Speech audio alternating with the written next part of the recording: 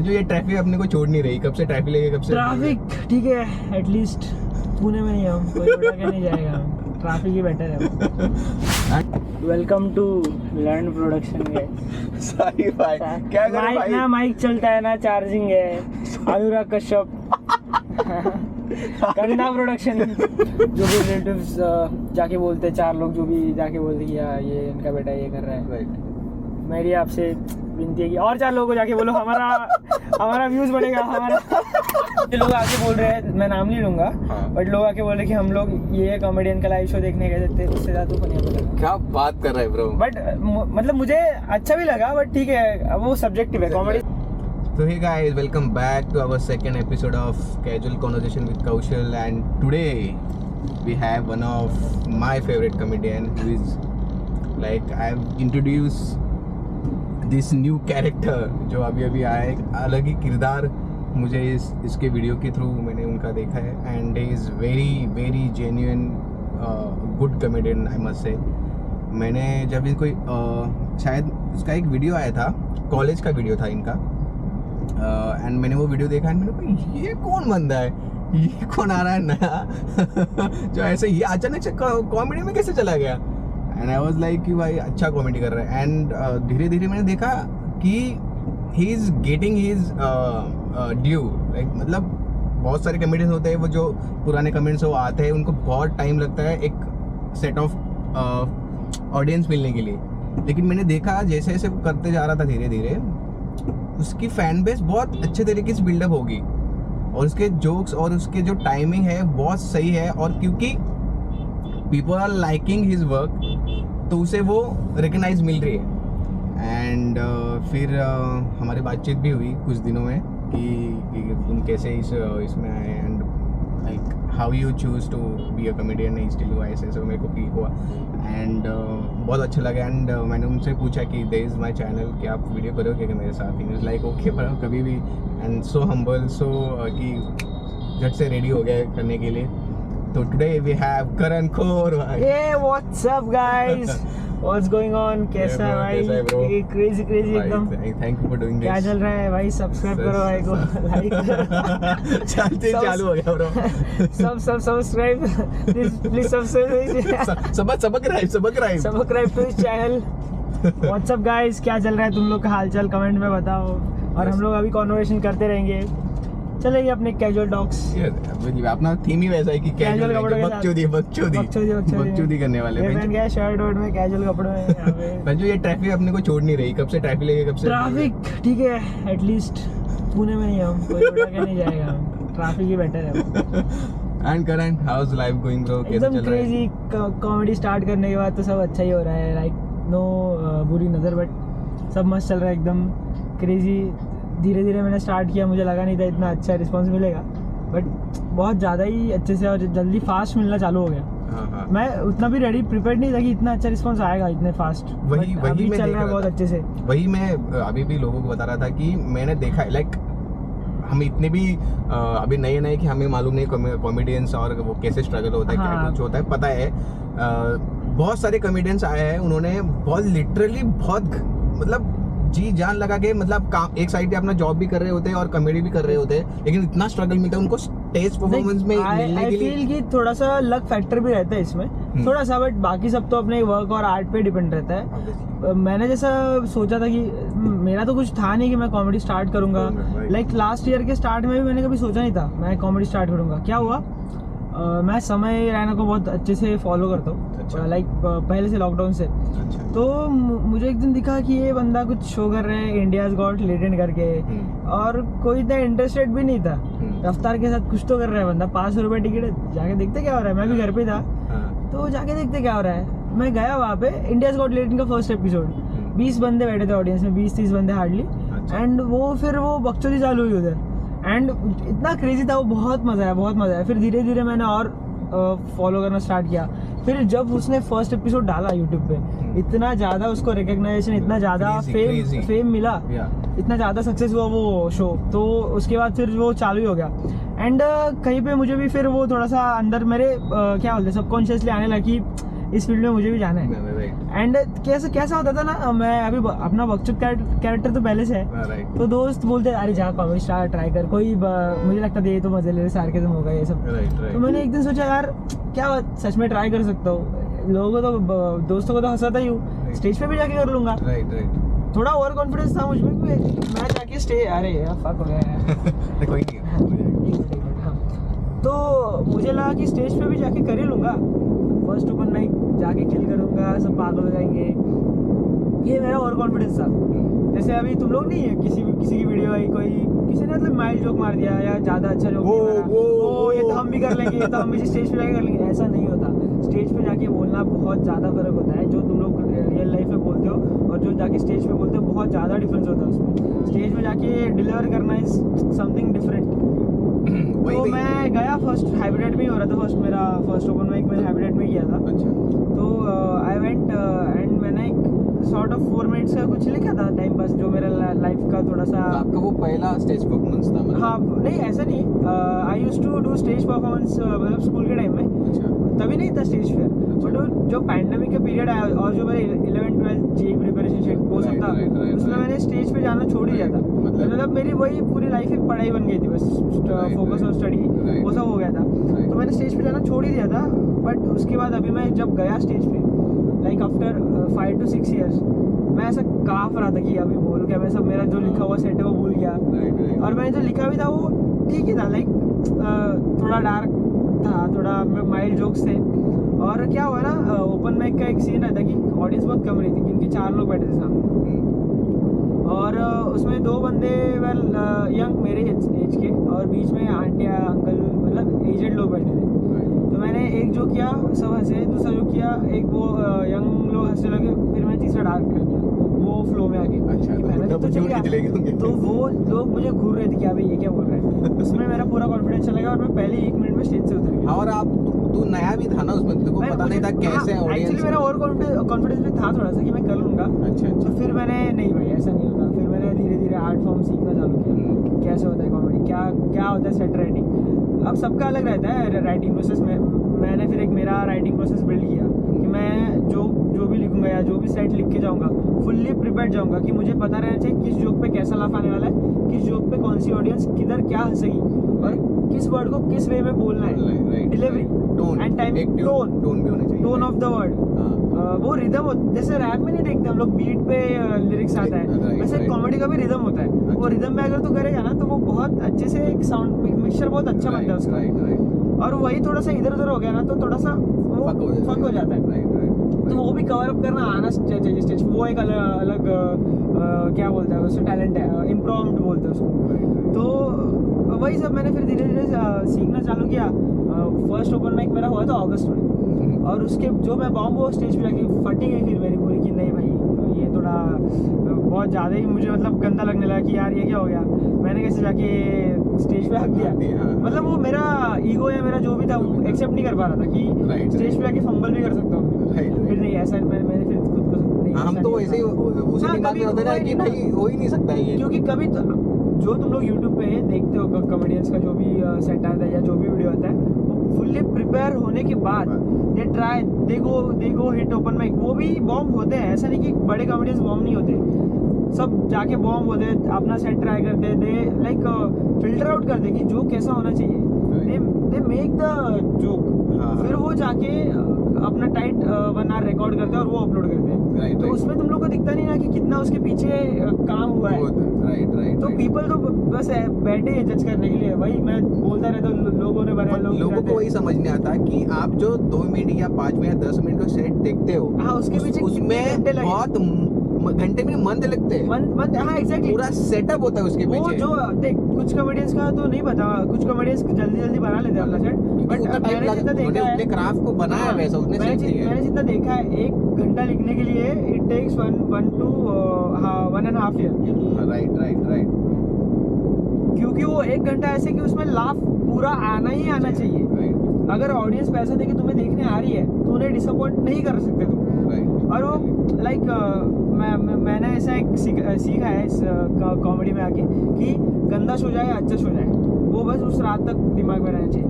मतलब क्या बोलते हैं, मतलब मैं अगर खुश होके जाऊँ स्टेज से उतरूँ कि हाँ बहुत मस्त किल हुआ, तो वो बस मैं उस रात तक ही खुशी मनाऊंगा। अगले दिन से अपना अगला वक्त दूसरे चीज़ पे फोकस।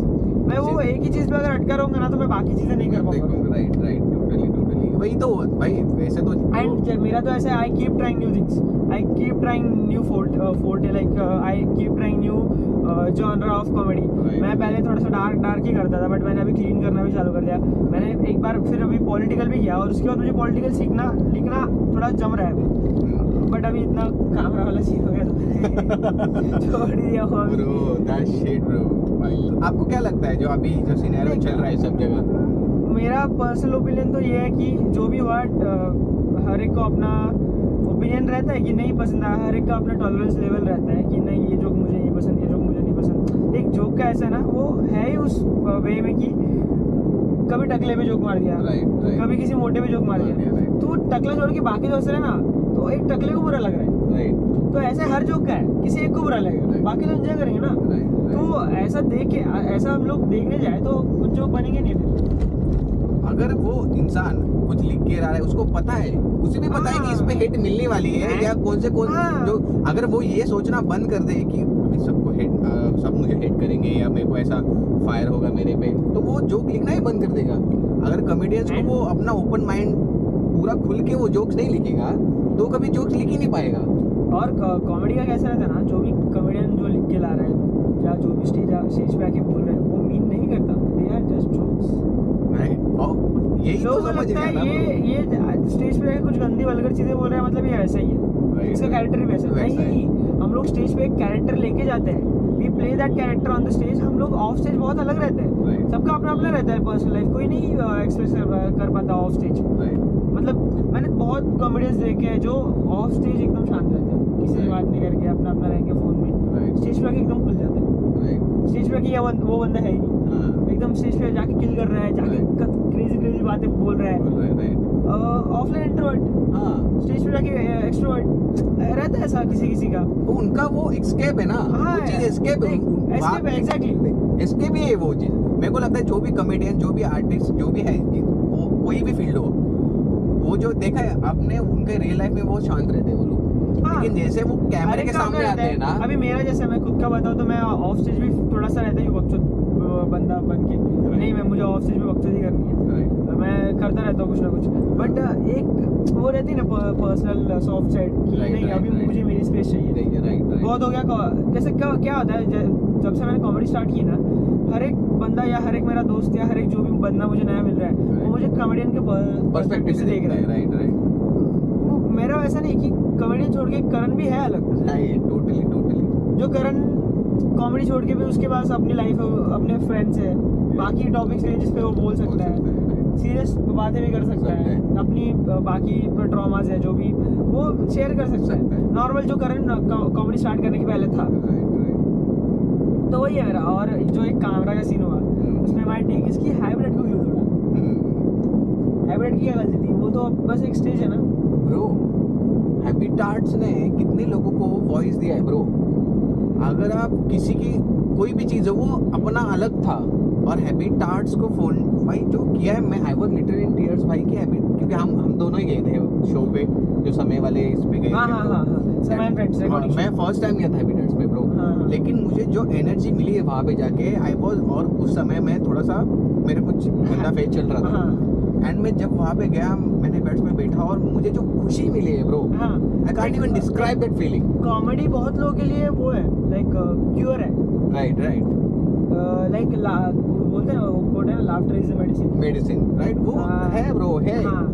जैसे आप देखोगे कपिल शर्मा को जो लोग देखते और जो फॉलो करते, they worship him like he is like God. हाँ, गॉड्स, क्योंकि उसने जो कॉमेडी के थ्रू जो लोगों को हंसाया है, कितने लोगों को खुश किया है ब्रो। वाई ये उसके साथ क्यों हो रहा है? लोगों को क्या कर रहा है? वो आके स्टेज पे जोक्स मार रहा है। तो हर एक बड़े कॉमेडियन का, हर एक जो भी सेलिब्रिटी तो देख, लोग बनाते हैं और लोग गिराते भी हैं। मैं हर बार बोलता रहता हूँ ये चीज़ कि लोग ये जो बनाएंगे और गिराएंगे, जब तक एक पीक पॉइंट नहीं आता ना आपका, फिर लोग आपकी छोटी छोटी मिस्टेक्स भी पॉइंट आउट करना चालू करते हैं कि ये कैसे कर सकते हैं। अबे यार वो इंसान है, गलती तो काम रहता है ब्रो। और तुम्हें नहीं पसंद मत देखो। मत देखो राइट भाई, यही तो है, आपको नहीं पसंद है ना आप स्किप करो, मत देखो। ज्यादा लाइक ये जो भी इंटरनेट है वो समुद्र की तरह है, बहुत चीजें है उसमें। तुम लोग एक ही बकेट में पानी लेके उसको ही गंदा करते बैठोगे तो पॉइंट ही नहीं है ना। बाकी चीजें भी, बाकी पानी में जाओ, उसमें तैरो और डुबकी मारो यार। स्विम ब्रो कैसा है देखो, कॉमेडियंस का जॉब है जोक्स करना, जोक क्रैक्स करना, उनके वजह से उनकी रोजी रोटी चलती है, सब कुछ उनकी वजह से चलता है। अगर वो ही करना, वो लोग वो नहीं करेंगे, क्या करेंगे? मेरे पॉइंट ऑफ व्यू से अगर मैं बताऊं ना, तो अभी मैं आई डोंट गेट पेड या मैं चार्ज नहीं करता कॉमेडी के लिए, बट जो स्टेज पे जाने के बाद जो लोग हंसते हैं और जो हाई मिलता है ना उसके बाद, मतलब आई कांट एक्सप्लेन दैट, क्या बोलते हैं उसको, रश,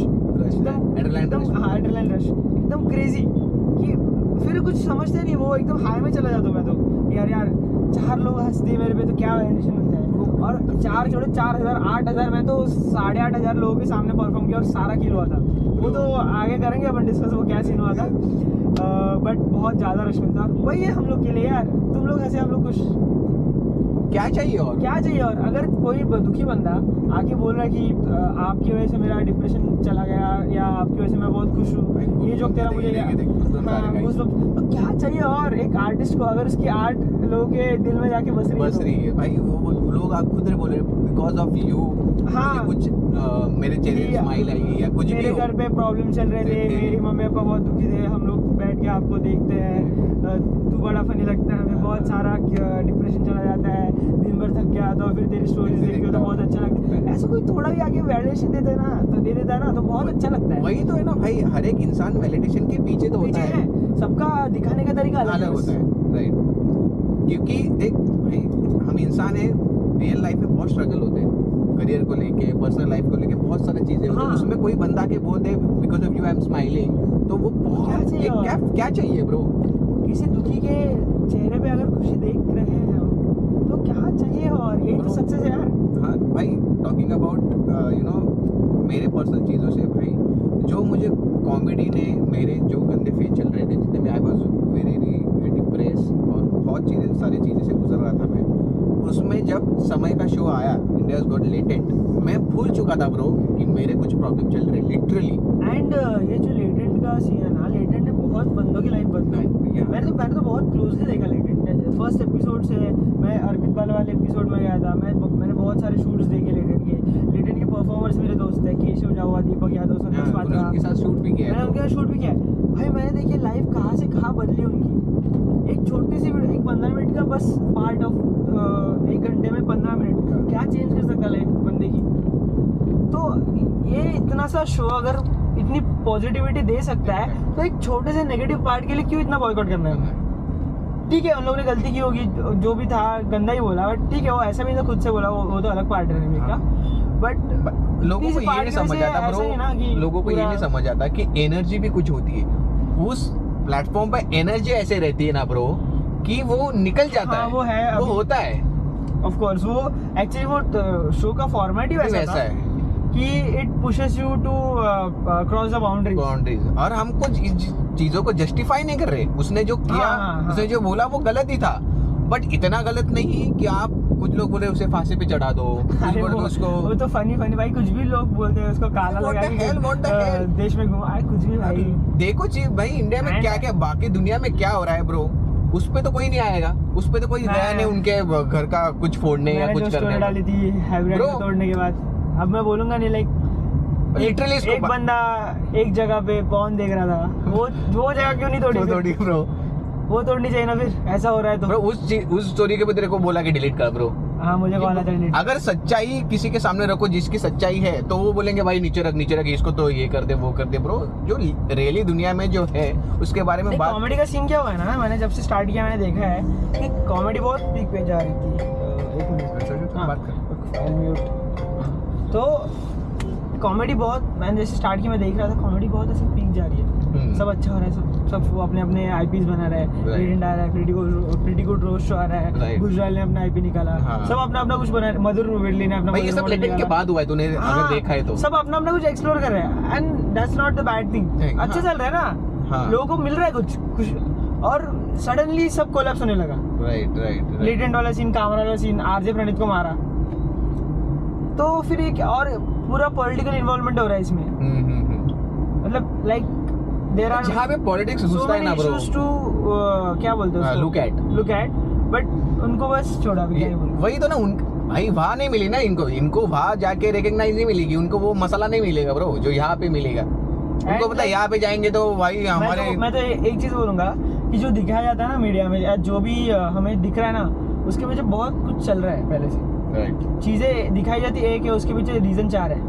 जो लेटेंट का सीन हुआ था ना, लेटेंट को बंद करने की बात है, वो बस वो रणवीर की कंट्रोवर्सी की वजह से नहीं हुई थी, वो पीछे उसके बहुत रीजन है। ओटीटी वाले पैसे डाल रहे थे कि बंद करो, हमें लेटेंट ये बेच नहीं रहा है, हमें कैसे बेच नहीं रहा है तो हम बंद करवाएंगे। सबका अपना अपना ईगो भी आ रहा था उसमें। राइट भाई, हर एक वो दुनिया की रीति है, कोई बंदा अगर ऊपर जा रहा है उसको नीचे कैसे खींचे जाना, यही देखते हैं। और इंडस्ट्री में ये होता है, अब कितना भी इंडस्ट्री को अच्छा दिखाओ, अच्छे लोग भी है लेकिन उसी अच्छे लोग के साथ बुरे लोग भी है bro.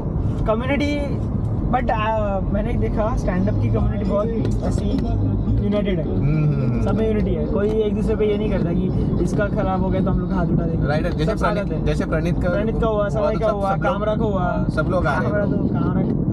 And not only community but the audience who knows कि इसके पीछे क्या होता है, क्या लगता है bro, they also supporting each and every artist. देखा है ना एक आर्टिस्ट को स्क्रैच से ऊपर जाते हुए, बनाते हुए, उनको पता है क्या होता है, क्या होता है ब्रो। ये छोड़ो, ऑडियंस से छोड़ो, जो खुद एक आर्टिस्ट है ना, नॉट ओनली कॉमेडी बट बाकी भी जो पोएट्री हो या रैप हो या म्यूजिक हो, कोई भी आर्ट फॉर्म कोई भी हो, जिसने वो स्ट्रगल देखा है ना आर्ट फॉर्म को छोटे से बड़ा बनाने में, उसको पता है क्या लगता है, कितने गट्स लगते हैं। और स्टेज पे जाके कुछ ऐसी चीजें बोलनी जो लोग यूजुअली नहीं करते बात, उसमें बहुत गट्स लगते हैं। और है कुछ सॉर्ट ऑफ पीपल जो एक्सेप्ट नहीं कर पाते चीजें वही, but at the end it's just a comedy, it's just a joke. और ये भी नहीं समझ आता ब्रो कि वो एट द एंड वो इंसान है जो अपने लाइफ में प्रॉब्लम है, वो भी उसके लाइफ में प्रॉब्लम है, पर उसके प्रॉब्लम्स के अलावा he is doing what he loves.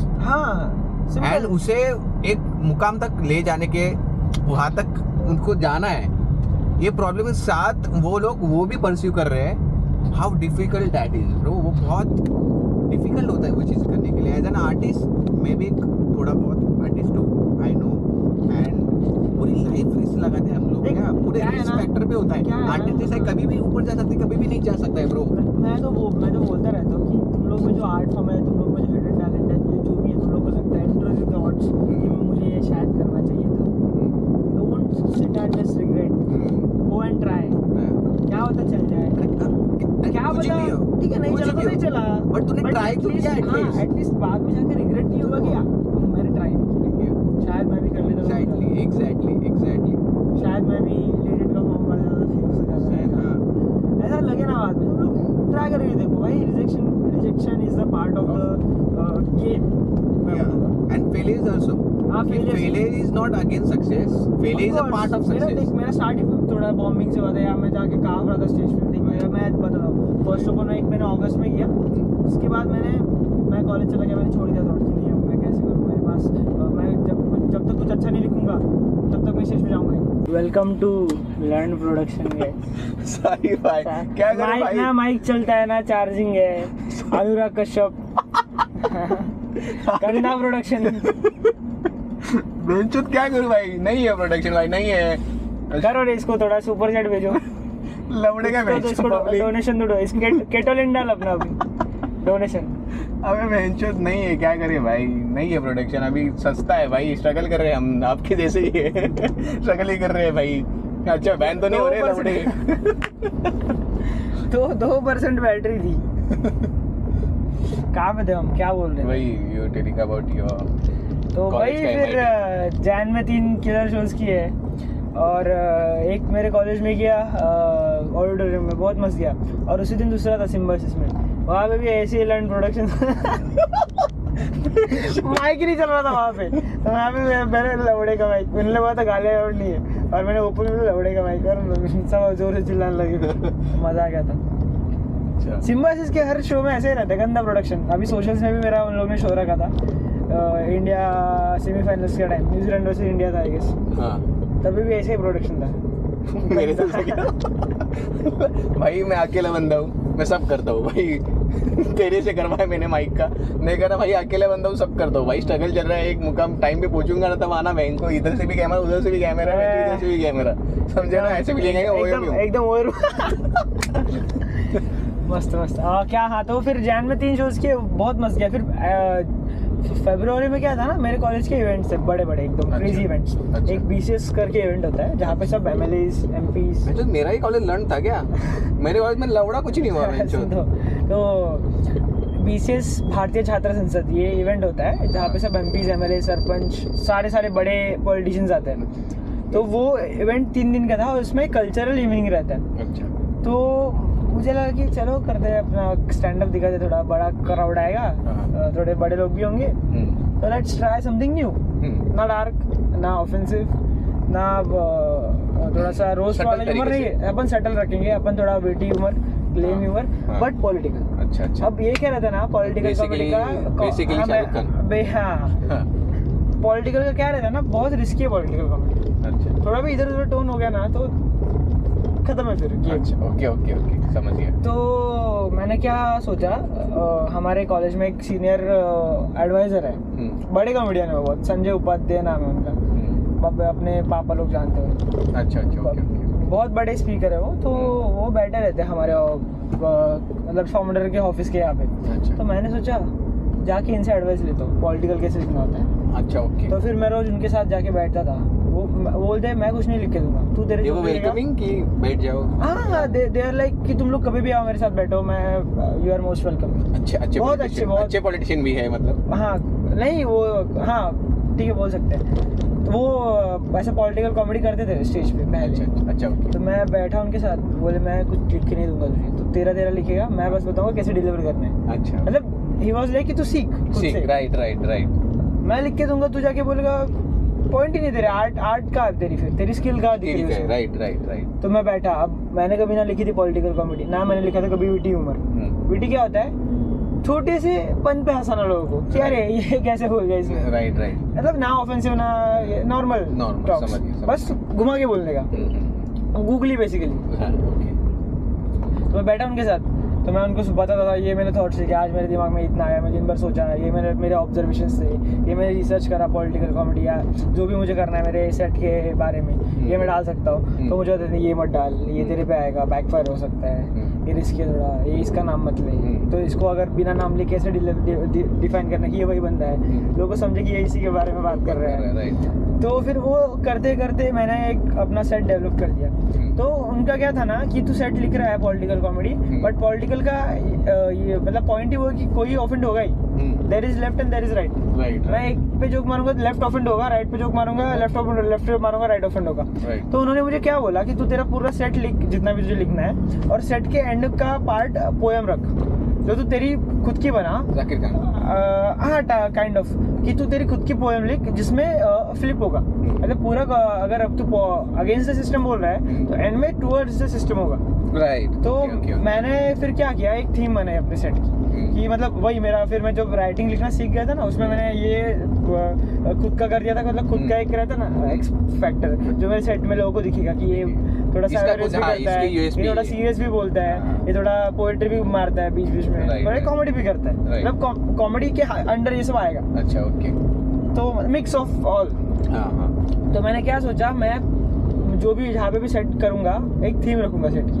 मैंने रखा कि आज के इंडिया में पॉलिटिक्स कैसा हो रहा है या जो भी अपने चीज़ें चल रही है। तो मैंने एंड में फ्लिप क्या रखा इसके, अब इवेंट था भारतीय छात्र संसद, यूथ काउंसिल। तो मैंने रखा एंड में पोएम कि जब यूथ पार्लियामेंट में आएगा या जब यूथ अपना पॉलिटिक्स दिखाएगा तब कितना अच्छा होगा इंडिया। कि लोग कहते रहते कि देश का युवा तो खराब हो गया, बट यही युवा बाद में जाके ये करेगा। तो वो आइडिया बहुत अच्छा लगा सबको, जो मैंने उस टाइप में डिलीवर किया। वो एक्चुअली में पोएम लिख रहा था, तो वही मेरे बच्चों थॉट्स, वही मेरा हर टाइम का ह्यूमर निकल रहा था बार बार। मैंने 4 लाइन ऐसे लिख दी थी कि रुको सुनाता हूँ। भाई देखो भाई, आप ऐसा मत बोलना बयान हो जाए दोनों की, मेरे करियर की शुरुआती है भाई। कहाँ से, तमिलनाडु। तो जब मैंने लिखना स्टार्ट करा ना कि मुझे पोएम बनानी है एक, तो मैंने एक पोएम लिखी 4 लाइन की। पहली कि बढ़ रहा है प्यार जैसे बढ़ रहे हैं फासले, ए नादान थम जा थोड़ा, पल भर की सांस ले, दुखी तू अकेला नहीं, दुख अपना बांट रहे, हमने तो बस एक आदमी बदला था, अब पूरी दुनिया बेरोजगार रहे।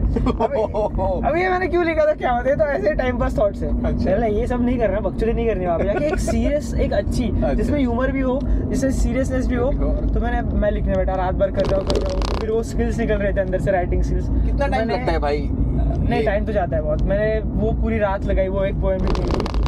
तो मुझे सर जो थे हमारे, उन्होंने एक थोड़ा सा हल्का आइडिया दिया था मुझे, तो क्या कर सकता है अगर तेरा सेट नहीं चला तो अगर मैं उन्होंने बोला अगर तेरा सेट पूरा फ्लॉपी हो गया, बॉम्ब ही हो गया पूरा, तो पोएम में ऐसा रख कि तू अगर 3 पैराग्राफ ले रहा है पोएम में, तो एंड के सारे वर्ड सेम रख, मतलब एक स्टैंजा बोल रहा हूँ, उसका एंड का वर्ड है मालूम नहीं। हाँ। तो तीनों में सेम रहेगा। और अच्छा। मैं वो मालूम नहीं ऑडियंस से बुलवाऊंगा। अच्छा। तो मतलब फ्लॉप भी जाए तो तभी भी बाय एंड में तू ऑडियंस कुछ बोल देते ले, ऑडियंस कुछ थोड़ा सा आवाज कर दे, तो तुझे अच्छा लगेगा बस। हाँ। तो मैंने वो वैसा एक थीम से पोएम लिख दिया वो, और मैंने लिखते लिखते बहुत बड़ा पोएम लिख दिया। अच्छा। 16 लाइन का पोएम लिख दिया। ओके। और वो बहुत डीप मीनिंग वाला पोएम है, मैं कभी भी रिलीज करूंगा कभी वो पोएम। हाँ। बहुत मस्त पोएम हो, और वो इतना पसंद है ना सबको। वो सेट जोक्स भी अच्छे थे, मिड जो सेट का सेंटर होता है जहाँ पे अच्छे जोक्स होते हैं सब, वो भी बहुत अच्छा था। एंड वाला पोएम भी बहुत अच्छे टोन में मैंने डिलीवर किया, तो सबको बहुत पसंद आ गया। सारे फैकल्टीज खुश हो गए, सारे स्टूडेंट्स, सारे काउंसिल वाले मेंबर्स एमएलए जाके मेरे साथ फोटो खिंचा के जा रहे थे, मुझे भी बहुत अच्छा लग रहा था फिर। और बाहर के लोग, मतलब बाहर के एमएलए, बाहर के स्टेट वाले एमएलए बैठे हुए थे। तो ये हुआ, और इसके अगले ही 7 दिनों में था हमारा कल्चरल गैदरिंग। अच्छा। तो उसके लिए थी ऑडिशंस। अच्छा। ओके। तो मैंने जाके बोल दिया मुझे स्टैंड अप करना है, तो इन ठीक है तो कर ले, तेरा तो देखे हम लोग तो अच्छा ही करता है, तो क्लीन करता है बस, तब कर ले तू। तो इनको नहीं पता था करना एक्चुअली में करता क्या है। तो और जो मैं BCS वाला गया था ना, वहाँ पर था 2-3 हज़ार क्राउड। अच्छा। तो उनके उतना ये मिलना भी, देख 15 से 30 गया, 30 से सीधा 2000-3000 गया, तो बहुत इट्स अ ह्यूज। तो बहुत मुझे बहुत मस्त लगा था BCS के टाइम। तो उसके बाद हाँ, तो क्या हुआ, जो कल्चरल गैदरिंग वाला सेट था ना, उसमें मैंने लिखा था सेट, थोड़ा सा वल्गर नहीं था, डार्क था, एंड था मतलब मेरे टाइप वाले जोक्स थे उसमें। अच्छा। जो मैं हर बार करता रहता हूँ। अच्छा। Awareness, serious, dark and roast, college का रोस्ट है जो भी हो, या यहाँ के लड़के कैसे है जो भी है, मतलब अपना जेन जी ह्यूमर। Okay, got it. तो उसने मुझे एनुअल गैदरिंग के 1 दिन पहले बोला कि तू स्टेज पे आके रिहर्सल कर ले एक बार, हम लोग भी देख लेंगे जोक्स कैसे है। हाँ। और तुझे भी थोड़ा स्टेज का आइडिया आ जाएगा। बोला नहीं अभी आऊंगा तो जोक रिवील हो जाएंगे। हाँ। मजा नहीं आएगा। एक्चुअली मैं जोक लिखे नहीं था तब तक। ओके। मैं आलसी था, क्या देख कर लूंगा, तब तक तो आ गया था स्टेज पे, कुछ भी स्टूडेंट स्टेज पे, तब तक तो मेरे में आ गया था ना कॉन्फिडेंस कि स्टेज पे जाके मेरे पास जोक्स पड़े, मैं थोड़ा इधर उधर करके बोल दूंगा, चल जाएगा।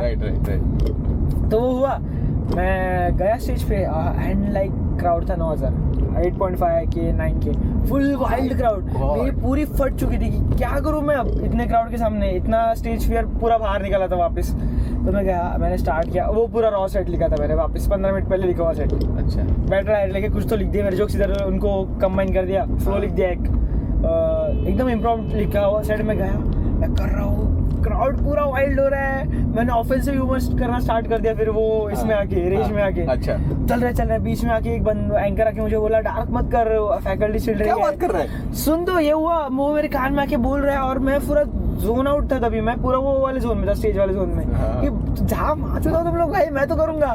तो अभी लौड़े लगे गए तो पूरे लगवा लेते ऐसा। तो वो गया, उसने मुझे बोला डार्क मत कर, और वो जैसे आया ना मुझे बोले, क्राउड और चिल्लाने लगा, उनको लगा इसको रुका रहे शायद। तो वो गया और मैंने और डार्क करना स्टार्ट कर दिया, और डार्क थोड़ा ऑफेंसिव ह्यूमर करना, जो मेरे ओजी जोक से मैंने निकालने स्टार्ट कर दिया, मतलब मेरा ट्रम्प कार्ड निकाल दिया मैंने। और फिर उस पे हो गए 2-3 फैकल्टीज ऑफेंड, और उन्होंने बोला पीछे से इसको निकालो स्टेज से। क्या बात कर रहे हैं? मुझे स्टेज से मतलब आके बोला कि thank you Karan, that's your time. तो मैं जाते जाते भी इतना बकचोद, मैंने माइक में ओ ज्यादा डार्क हो गया शायद, इनको पसंद नहीं आया, जोर से बोल के निकल गया मैं। क्राउड उठ के वंस मोर चिल्ला रहा है, सारा क्राउड पागल हो चुका कि नहीं हम लोग को करण चाहिए ही चाहिए। मैं स्टेज से उतरा, मुझे उठा रहे बंदे, फोटो खिंचा रहे, मुझे ऊपर उठाया उन लोग ने। क्या बात कर रहे हैं? पूरा क्राउड ऐसा पॉइंट आउट करे कि यही है वो बंदा जो स्टेज पे जाके रियलिटी बोल के गया, यही था वो फैक्ट्स बोलने वाला। The feeling. और चाहे मेरा फेस उनको याद रहे ना रहे, उनको इतना याद है कि एक बंदा था जिसने स्टेज पूरा आग लगा के निकल गया। उनको मेरे डायलॉग्स याद है, उनको मेरे पंचलाइन याद है। मैं खाना खाने भी बैठता था ना, तो आजू बाजू में बातें मेरी होती थी। इतना मुझे बस लगता था ना कि उनको पता नहीं यही बंदा बाजू में बैठा हमारे। वही तो अटेंशन तो एक्चुअली दूसरे दिन और एक इवेंट था जिसमें विवेक समतानी और कौस्तुभ अग्रवाल आके परफॉर्म कर रहे थे स्टैंड अप कॉमेडी दोपहर में। चूतिया ने कॉमेडी नाइट दोपहर में 3 बजे रखा था, कॉमेडी नाइट। इतना लेम चीज। तभी भी क्राउड होगा 5,000 के अराउंड। अच्छा, फिर भी था। हाँ, मतलब वो अलग इवेंट था पूरा। अच्छा, ओके। तो मैं गया था कौस्तुभ से मिलने, ये कॉमेडियन। तो वहाँ पे ना वो इवेंट वाले ने बहुत ज्यादा टाइट सिक्योरिटी, सारे बॉडीगार्ड्स लगा के रखे थे। और ग्रीन रूम के पास भी बहुत सिक्योरिटी थी, स्टेज के नीचे ऑडियंस के पास भी बहुत ज्यादा, मतलब पैक करके रखा था क्राउड को। तो मुझे जाने नहीं दे रहे थे वो ग्रीन रूम के अंदर। मैं पूरा मतलब कपड़े वपड़े चेंज करके शेव करके आ गया था, कोई मुझे पहचाने ना कि वो कल वाला बंदा है, क्योंकि थोड़ा सस्पेंशन वाला सीन हो गया था मेरा। क्या बात कर रहे हैं? हाँ, थोड़ा फैकल्टी ऑफेंड हो गई थी, तो सस्पेंशन वाला सीन चल रहा था, तो मैं गायब भी हो गया था कॉलेज से। अच्छा, तो वो हुआ। मैं उस बंदे को पूछा क्या रे इतना सिक्योरिटी क्यों लगा के रखा है स्टेज के पास, इसके पास, ऑडियंस के पास, ग्रीन रूम के पास? नहीं, मैंने पूछा उनको, वो मतलब बाउंसर, वो बच्चों को, वॉलंटियर्स को। बोलते हैं यार कल एक बंदा आया तो उसने पूरा क्राउड पागल कर दिया था, सारा 8,500-9,000 क्राउड पागल हो गया था, वो आग लगा चला गया था, फिर हम लोग को क्राउड संभालना पड़ा था। बोला अच्छा। और निकल गया वहाँ से। उनको क्या पता यही था वो। अच्छा, जो मुझे हिट हुआ ना फिर, वो क्या लगा भाई कि मेरे वजह से ये सब हो रहा है। वाह ब्रो, वो तो ठीक है, लोग कर रहे हैं, ऑफेंस हो गया, लेकिन अब तेरे को निकाला भी, तेरे को सस्पेंड करने लिया, but that's a sign of a good. हाँ, मैंने स्टोरी भी डाली थी कि लोग मेरे लिए चिल्ला रहे, लोग खुश हो रहे, वही तो है सक्सेस भाई, वही तो है।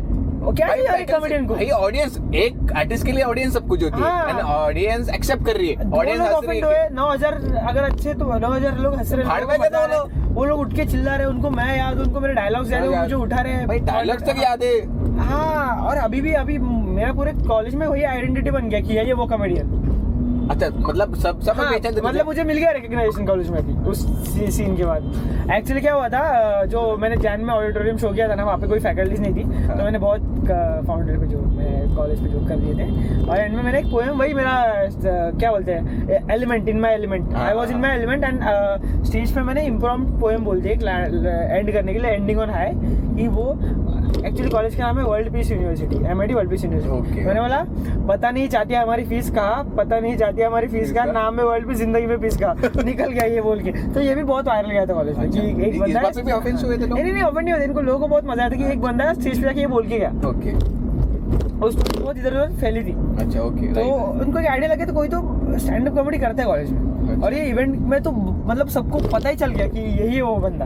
ओके, ऐसे फाड़ दिया स्टेज, क्योंकि आज तक ना किसी ने कॉलेज में कॉमेडी करी है, ना कॉमेडी के लिए कोई क्लब है, ना कोई कॉमेडी कर रहा है।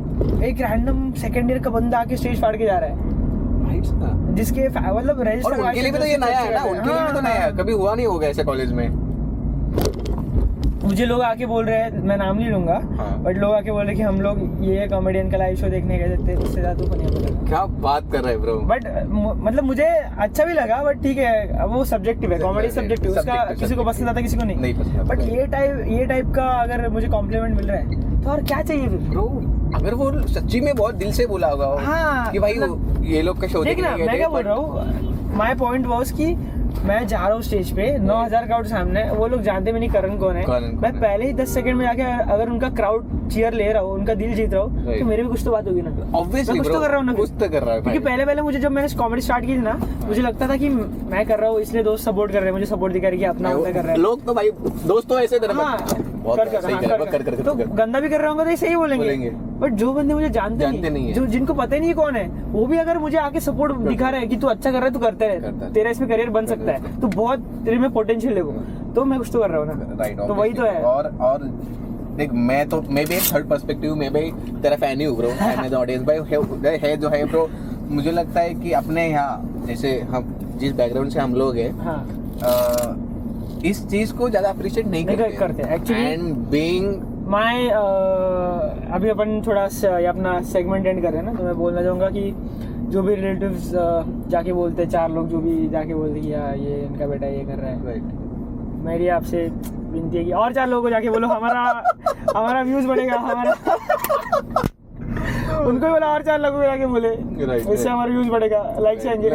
शेयर करिए, शेयर करो, सबको शेयर करो, सारे व्हाट्सएप स्टेटस पे डाल Bro, दो। the thing is negative PR is attention also हो, PR। but negative attention हो या positive attention होता है। तो and अभी क्या करना है? अंदर जाके बैठना है। एंड दिस सेगमेंट यार, अपन बाकी अभी बकचोदी वहाँ जाके करते हैं। ठीक है। तो यहाँ पे होगा कट। तो we are done recording the interview. It was great having time with Kaushal.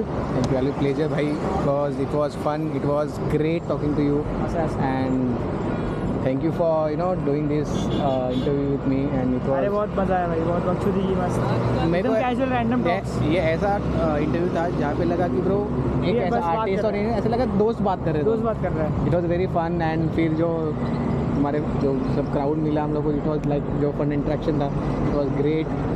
बहुत सारी बातें की, बहुत सारी आवा की। और And अच्छा है, देखते रहो इसको, ये और वीडियोस डालेगा बाकी लोगों के साथ, मुझे भी देखते रहो। सब्सक्राइब कमेंट करो, जो भी रहता है वो बोलने के लिए वो ज़रूरी है, वो ज़रूरी है। Support the artist. Support और भाई। So much, that's our time.